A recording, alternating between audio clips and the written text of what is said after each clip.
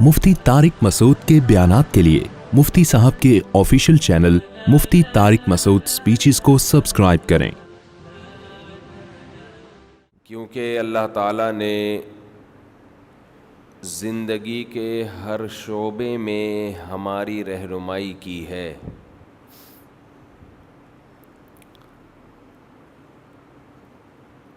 خرچ کرنا، اپنے مال میں سے اللہ کے لیے حصہ نکالنا،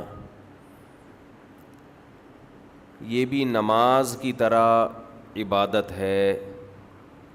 کہاں خرچ کرنا ہے، کتنا خرچ کرنا ہے، کیسے خرچ کرنا ہے، کس جذبے کے ساتھ خرچ کرنا ہے، ان سب باتوں کے بارے میں بھی اللہ، اس کے رسول صلی اللہ علیہ وسلم کی طرف سے ہدایت موجود ہے۔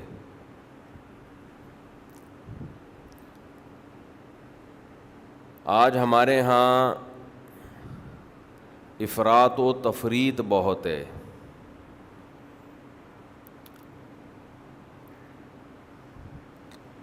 بعض لوگ بے تحاشا ہاتھ کھول دیتے ہیں اور بعض لوگ کنجوسی کرتے ہیں، جہاں خرچ کرنا ہے وہاں بھی نہیں کرتے۔ پھر بعض لوگ یہ سمجھتے ہیں کہ شریعت میں خرچ کرنے کا جو حکم ہے اس کا تعلق صرف مال سے ہے، پیسوں سے ہے۔ حالانکہ ایسا نہیں ہے۔ اللہ نے آپ کو جو صلاحیتیں بھی دی ہیں، جو ہنر آپ کے پاس ہے، جو بھی اسکلز آپ کے پاس ہیں، ان کے بارے میں بھی شریعت کا حکم ہے کہ یہ ہنر، یہ صلاحیتیں، یہ مہارتیں آپ نے کہاں اور کتنی خرچ کرنی ہیں۔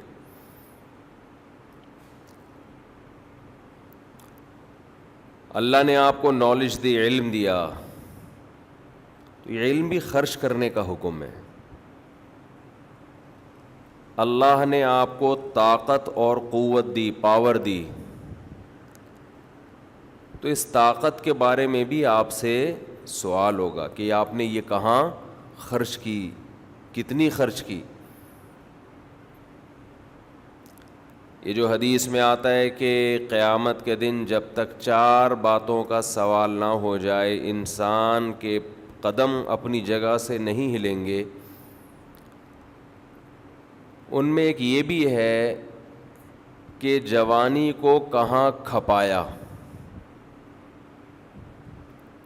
تو جوانی سے یہاں مراد کیا ہے؟ جب طاقت اور قوت کا زمانہ تھا تو اس طاقت کو کہاں استعمال کیا۔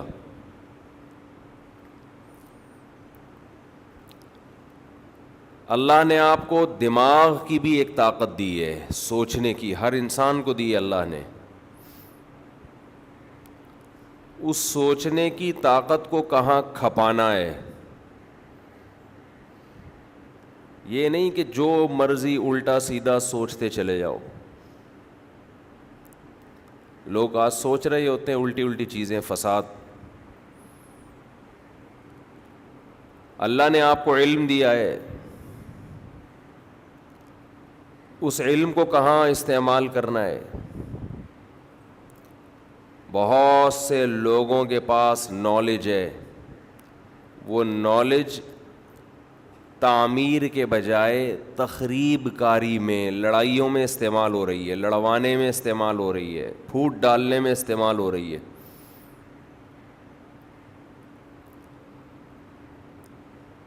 تو پیسہ بھی ایک طاقت ہے، حکومت بھی ایک طاقت ہے۔ اسلام کا کمال یہ ہے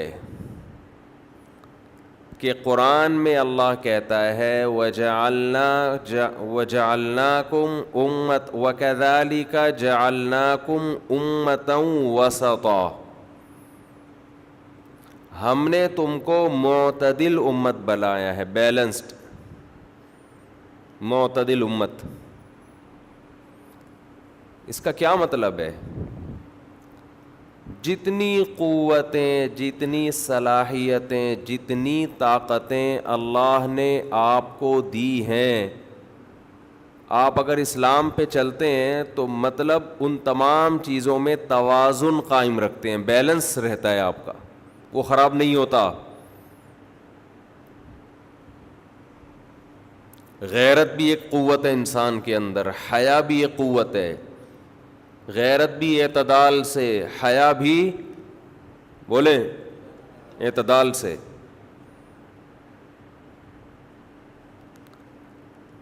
ہر چیز میں بیلنس ہے, ہر چیز میں.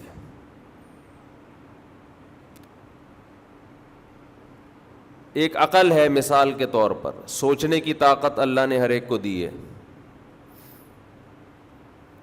آپ اگر سوچتے ہی نہیں ہیں, بغیر سوچے سمجھے کام کر رہے ہیں, تو یہ بھی اعتدال سے تجاوز. کیوں؟ اللہ نے آپ کو سوچنے کی طاقت دی تھی, آپ وہ استعمال, بولو بھائی, بولنے کی طاقت دی ہے نا, تو وہ بھی تو استعمال کرنی پڑے گی نا. وہ بولنے پر بھی نہیں بول رہے تو اس کا مطلب وہ قوت استعمال ہی نہیں کر رہے آپ. دولہا سے پوچھا جا رہا ہے, قبول ہے, وہ بولتا ہی نہیں آگے سے. اب ہم اس سے پوچھیں کیوں نہیں بول رہا, تو کوئی دوست کہے کہ یہ خاموش مزاج ہیں. تو بھائی بولنے کے موقع پہ تو بولنا پڑے گا نا, اتنی خاموش مزاجی. یہ اس کا مطلب اللہ نے جو بولنے کی طاقت دی ہے وہ آپ استعمال کر ہی نہیں رہے. اور قاضی نے ابھی پوچھا نہیں ہے کہ بولو, پہلے ہی بول رہے قبول ہے, تو یہ بھی بے اعتدالی ہے یا نہیں ہے؟ اس کا مطلب جہاں بولنا نہیں ہے وہاں بولنا, جہاں قاضی نے بولنا ہے پہلے وہاں دولہا پہلے بولنا شروع کر دے. کتنی اچھی مثال سامنے آ گئی, دیکھو دولہا کی مثال, اس سے سب کی سمجھ میں بات آ گئی. بیلنس, اعتدال.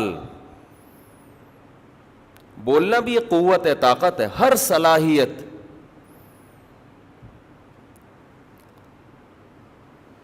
وَاجْعَلْهُ قُوَّةً لِّي فِيمَا تُحِبُّ فَكَمَا رَزَقْتَنِي مِمَّا أُحِبُّ فَاجْعَلْهُ قُوَّةً لِّي فِيمَا تُحِبُّ وَمَا زَوَيْتَ عَنِّي مِمَّا أُحِبُّ فَاجْعَلْهُ فَرَاغًا لِّي فِيمَا تُحِبُّ. حدیث میں دعا سکھائی ہے رسول اللہ صلی اللہ علیہ وسلم نے کہ اے اللہ, تو نے جتنی طاقتیں, قوتیں, صلاحیتیں مجھے عطا فرمائی ہیں, یہ تمام قوتیں ان کاموں میں استعمال کروا لے جنہیں تو پسند کرتا ہے.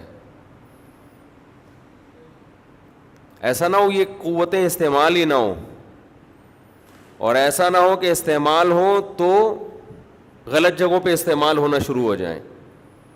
تو یہ تمام قوتیں ایسی جگہ استعمال کروا لے جہاں تو چاہتا ہے کہ استعمال ہو. تو جہاں چاہتا ہے نا استعمال ہو, وہاں یہ ہو جائے استعمال.